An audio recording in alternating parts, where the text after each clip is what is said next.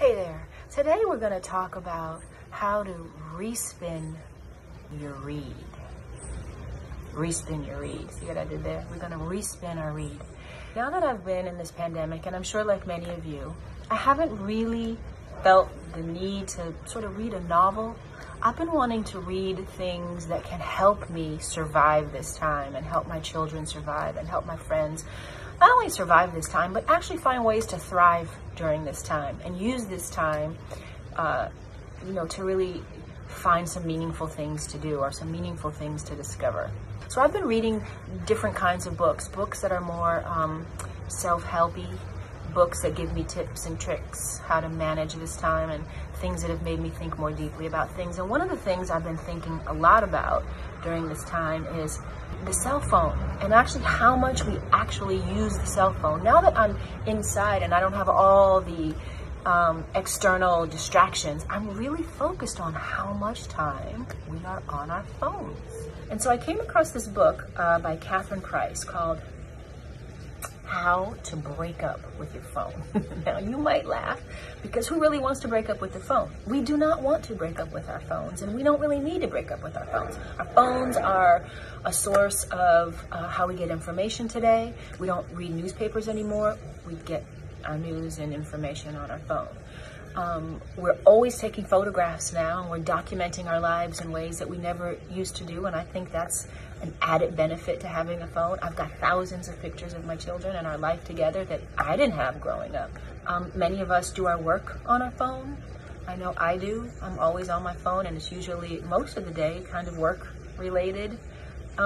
So I don't think we want to break up with our phones, but when I say break up, it's more like give your phone a break up for a minute and figure out ways to have maybe more mindful living while we're in relationship with this phone. I'm going to read to you a paragraph that when I read this paragraph, it's so capsulized for me what the issue is with being too connected to our cell phones. If you wanted to invent a device that could rewrite our minds, if you wanted to create a society of people who were perpetually distracted, isolated, and overtired, if you wanted to weaken our memories and damage our capacity for focus and deep thought, if you wanted to reduce empathy, encourage self-absorption, and redraw the lines of social etiquette, you would likely end up with a smartphone.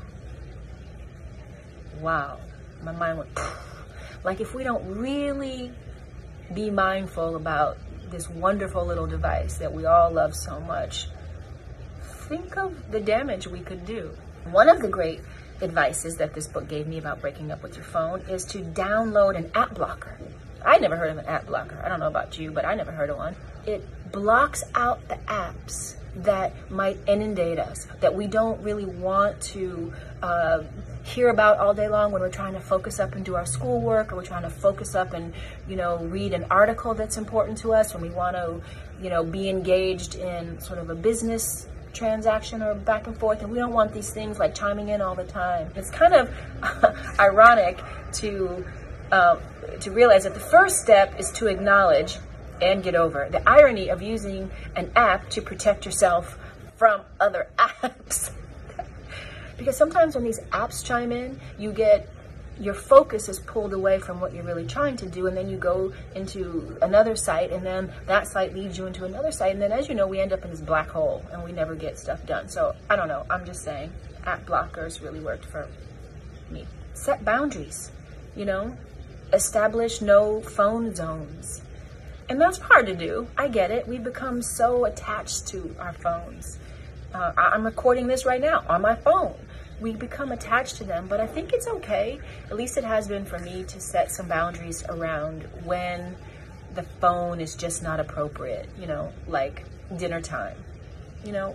Maybe you don't want your phone out on the dinner table. I don't want my kids coming to the table with their iPads.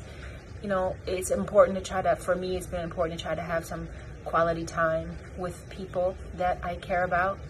And maybe it's certain hours of the night you decide that you want to be with your family, or your boyfriend or your girlfriend or your husband or your wife or whatever. The other thing you can do is stop fubbing. I didn't even know what fubbing was, but here's what fubbing is. Fubbing is short for phone snubbing. Having your phone on the table during a meal, that's fubbing. Checking your phone in the middle of a conversation, that's fubbing. And that's just plain old rude. I hate when that happens to me. If you don't want to talk to me, don't talk to me. If you care about what's on your phone, then go do that and talk to me later. Texting while you're at a party. You know, I don't know if I wholeheartedly believe in that one. For those of us who have children, you might have to text sometimes while you're out at a party. Remember when we used to go out to parties? Sometimes I would have to text home and say, hey, how's everything going? Is everything cool? The kids good? Did you eat? What did they eat? Are they having a bath? Are they ready for bed? You know, those are things we have to do as parents. So I'm not so sure if I would consider texting at a party fubbing. Texting in a movie theater, fubbing. I don't know how I feel about this either, but when guests come over to your house, when we get back to life, and we have people over, is it okay to ask them to leave their phone in a basket? Maybe. I'm not so sure about that one. But it's an interesting thought to consider. That's my little contribution of respinning your read today. I encourage you to, if you're interested in having a little break from your phone, I encourage you to read Catherine Price, How to Break Up with Your Phone. You might get a lot out of it.